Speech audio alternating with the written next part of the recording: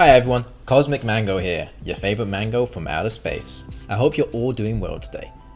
If you're looking for some nice hexproof creatures for your Commander games, then do this. Watch this video, check out my list of recommendations, and if any of them strike your fancy, pick them up. They can all be purchased on the budget, so it won't hurt you all it too much. Okay, let's get into the list. Sit back, relax, and enjoy the show. Number 1. Invisible Stalker. A human rogue creature that costs 1 blue and 1 colorless mana to cast. It has 1 power and it says the following. Hexproof. This creature can't be a target of spells or abilities your opponents control. Invisible Stalker is unblockable. I love this card. The art is super cool and that jacket he's wearing, dang, that thing's fashionable. This invisible rogue has style. But yeah, for 2 mana we get an unblocker creature with hexproof. It does everything right. We can give this card Infect, make it a real big threat, fasting commander, or we can just pump it up with loads of great auras and equipments and start eating away at people's life totals. You can buy this card for around 99 cents. Number 2. Geist of Traft. A legendary spirit cleric creature that costs 1 white and 1 colorless and 1 blue mana to cast. It has 2 power and 2 toughness. It says the following. Hexproof. Whenever Geist of Traft attacks, put a 4/4 white angel creature token with flying onto the battlefield, tapped and attacking. Exile that token at the end of combat. So let's just note that this card is legendary, so it can be played as your commander. Whenever he attacks, we create a 4/4 white angel token with flying. That also enters attacking. Flyers are hard to block, so whenever Geist of Traft swings, you're pretty much guaranteed to get that extra 4 damage in with the angel. The only downside is we do have to exile the creature token at the end of combat, but this is Magic the Gathering. Cards do exist that will let us skip this little dilemma and help us keep the tokens full time. You can buy this card for around $1.25. Number 3.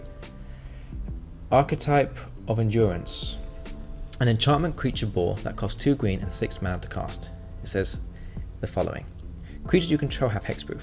Creatures your opponent control lose hexproof and can't have or gain hexproof.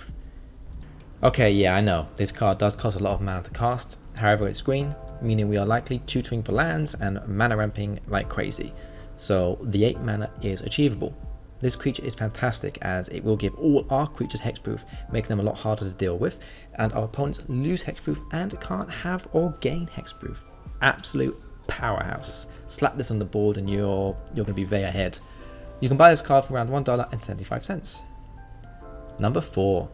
Sphinx of the Final Word. A Sphinx that costs 2 blue and 5 colorless mana to cast. It has 5 power and 5 toughness. It says the following. Sphinx of the Final Word can't be countered. Flying, hexproof. Instant and sorcery spells you control can't be countered by spells or abilities. This Sphinx does so much. First off, he is a 5/5 flyer, so we can use it for swinging for some nice damage. It can't be countered, and he also stops our instants and sorceries we cast from being countered by spells or abilities. It's an absolute powerhouse that even has hexproof, so it's very hard to get rid of. They're going to be difficult to target this thing.